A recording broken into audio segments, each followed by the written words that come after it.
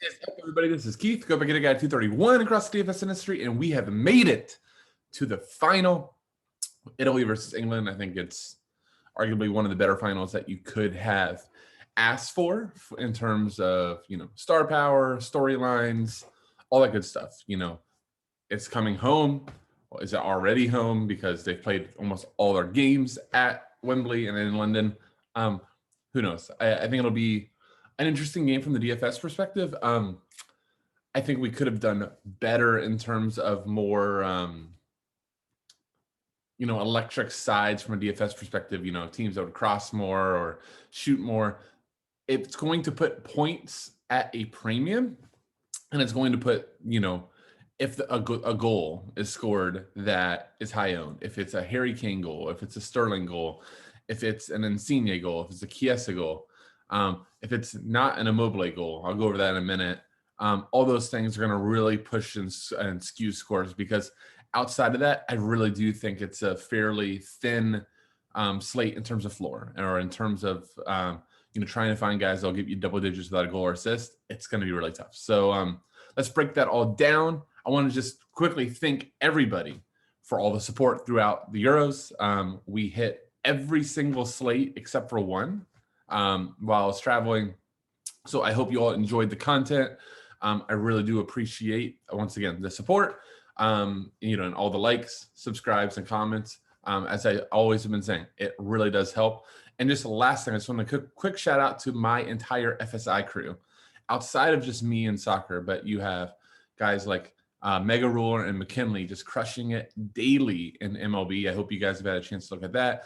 John and TK on PGA, and then Mega and TK on all the NASCAR content. We just have a ton of content on this channel that you need to check out beyond just the soccer. So please do that. Support our entire team here. We all really do appreciate it. All right, let's get into the football. Oh, man, I missed the button. Let me get back to the share screen button here. All right, so we have Italy versus England. It is a home game for all intents and purposes for England in London, but England's still only a slight favorite, plus 163, Italy at plus 210. Both teams to score, minus 150 for the no, meaning, and then with the under getting hammered under 2.5. So this is really, really close to right about a 2 total. Means, the bookies are really predicting like a 1-0 either way tie more often than not. Let's start on the England side because they are favorites. Actually, let me start out overall. I already mentioned that this is not going to be a highly high-scoring DFS affair, unless, floodgates break out and you have goals aplenty. This is not going to get there from crosses. It's not going to get there from shots assisted. Neither one of these teams are that style when they're playing another big gun. Okay, so let's just get out of that way. You're not going to have multiple double digits here. I think the cover of this video is Mason Mount. He is taking a monopoly of set pieces for for England. His real life play last game, if you've read a lot of pundits and you watch the game, he at times was lost. In DFS, we don't really care about that. We care about, are you going to get his crosses? Are you going to get a shots assisted, fouls drawn, all those things? And Mason Mount checks all the boxes more than anybody for England, making him a lock in your lineup. And I think because of where he's priced at, when you actually pull up his pricing, he's surprisingly way down here when you just compare him to other players. I think way down there in a surprising manner. You have, let's see, if you include Insigne, you have 1, 2, 3, 4, 5, 6, 7 guys ahead of Mason Mount. I would have thought Mason Mount would have been like third or fourth most expensive, considering the floor. And yet here he is. I think he's going to make an incredibly popular captain choice for cash and optimal bets. So Mason Mount, your top guy in for England. I think largely the slate is going to come down to what attacker you pick. I think almost everybody, I just showed you Lorenzo Insigne will be the other core play for me on this video. He is over most of Italy's set pieces. Verratti may take a few. Chiesa could even jump on one. We haven't really seen that, but it could happen. Insigne is the motor for Italy. And realistically, for Italy to be in this game, they've got to get some production from Insigne. He struggled versus Spain. A lot of teams struggle versus Spain, especially when Spain's going to dominate the ball like they did. But Insigne is going to have some opportunities, and they really do need him to show up. So Insigne and Mount. I think what's going to happen from here, though, and what's going to decide the slate in a cash and optimal perspective is what happens with Kane, Sterling, Chiesa, Immobile. Like, you're going to have the salary to spend up for one more stud, possibly two.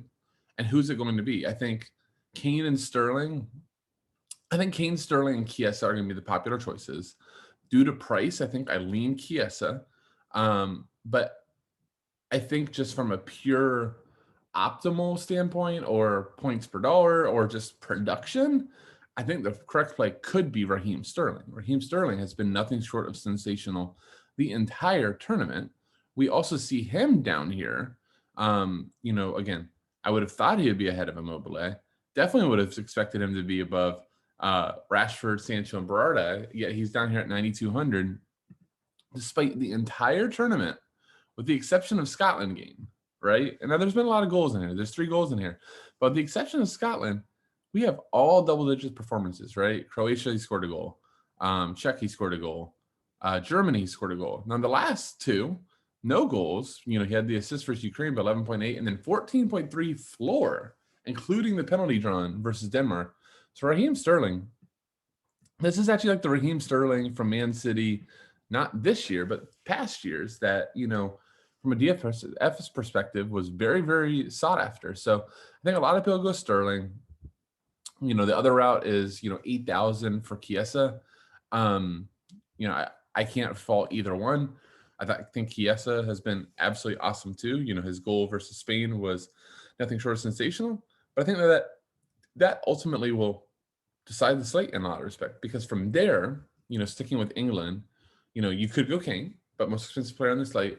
If all of a sudden you take away that penalty, that Kane didn't draw, right? That's Sterling drew.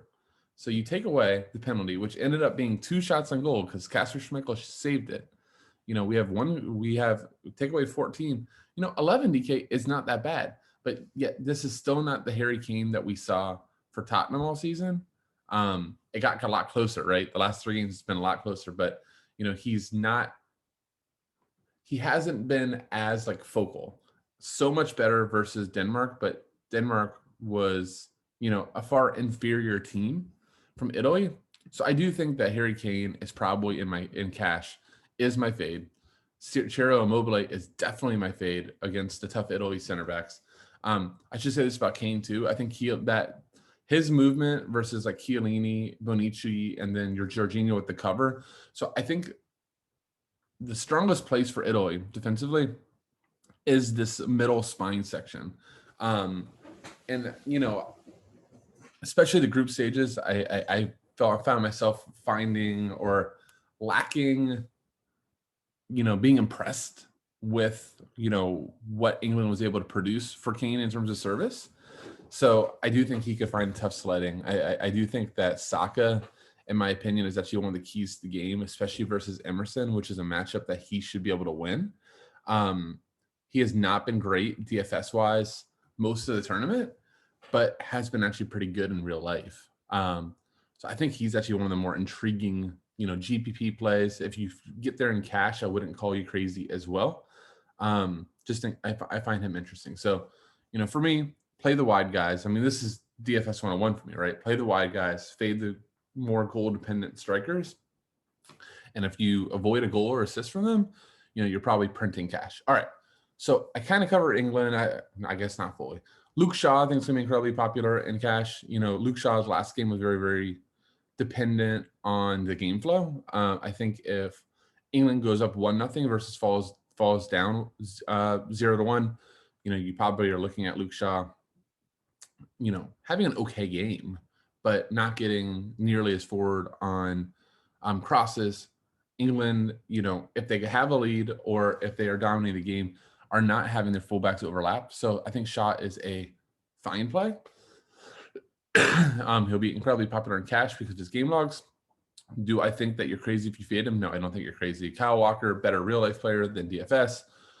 Phillips is cheap. He was good last game. Both he and Shaw benefit too from when Mason Mount goes off. Calvin Phillips and Luke Shaw take corners. So, in an extra time type of game, if Mount doesn't play all 90 or doesn't play all 120, those two benefit.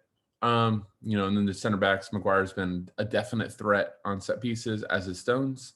Then you have Pickford, who's been, allowed 1 goal or tournament. If you think it's 1-0 England type of game, if it's coming home, then go ahead and ride on Pickford's coattails, because I'll just say this about goalies. In a game where I don't think there's a lot of DFS goodness, that win plus clean sheet, so that 10 DK, will be huge. And the goalies are not that expensive. So, in GPP, I think that they're a must for, different 1-0 type of score lines. And in cash, even though it's an easy game, if you feel strongly one way or another, definitely can see playing them. All right, I went over Chiesa, I went over Insigne. Verratti, I think, is another really key player on the slate in terms of what you do with him. Before the Spanish game, he had been awesome for DFS and his appearances. So we had 21.9 versus Wales. We had 12.3 without a goal or assist versus Austria, and then 14.6 with the assist versus Belgium. He was taking some corners, doing a little bit of everything. So, I expect him to be fairly popular in cash, but, much like Luke Shaw, if all of a sudden you decide to not play him, I don't think it's crazy at all. Di Lorenzo and Emerson, from a DFS perspective, really are not that great. I think Jorginho is a really, really solid, cheap option. He also benefits from being on penalties. I've been mentioning that all tournament.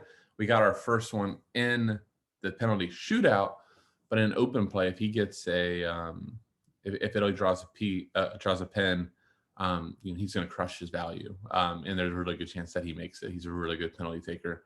Barella, a solid player. He's definitely starting to wind down. He runs so much, but I think he's fine. And then Ciro Immobile, to me, fade. I still don't understand how last game that's an assist, but I really do think that he, is going to struggle, because again, this Italy back line, much like Italy having a very, very strong spine, you look at England very much so as well, with Stones, Maguire, Phillips, and Rice covering. I really do think that Ciro Immobile is a guy that relies so much on his teammates for service. And I think it's going to be a struggle for them to get him good looks. He might get 1 or 2 good looks the whole game. And if he doesn't convert, then he is not going to get there from DFS perspective. All right, finally, for GPPs. I kind of alluded to it, but I think goalies are going to be super, super important. If you see the game either way, it's 1-0, whether it's England up wins 1-0 or Italy wins 1-0, that goalie has to be a part of it. You just don't, there's just not a way, if there's only one scoring opportunity or if one scoring moment, 1 goal, 1 assist, there's no way that the winning goalie isn't a top 4 scorer. So, the first lines you should be making from GPP's perspective are England 1-0s, whether that's Kane scores a goal, so he's my captain, Sterling scores a goal, he's my captain, Mount scores a goal, he's my captain. I love Saka for GPP perspective, even though he'll sub a little bit early. I think if you can nab a goal from him, you're way out and running, especially at his price, and then correlating it with the assist, maybe just come from Luke Shaw, correlate with Jordan Pickford, all that good stuff. Vice versa. And then, within that, I just gave you like 4 or 5 different ideas at captain, right? So if you're playing multiple in this GPP, rotating that captain, different lines. Same deal on Italy side. That's 1-0, making sure Donnarumma is in there. I will just say this from a GPP perspective. I don't think it's crazy to do a Jorginho captain lineup. If you get that PK, you could be golden. All right, that'll do it. Thank you all so much for watching and the support once again. Last reminder, it is Saturday at about 7:45 as I'm recording this.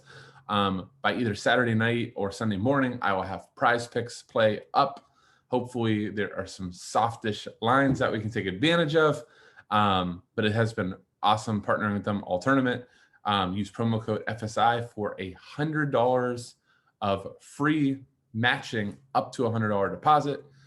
to use and start your PrizePicks journey. Is a great site, and we are so happy to be partners with them. All right. Thank you all so much. And with that, I'll say, see you.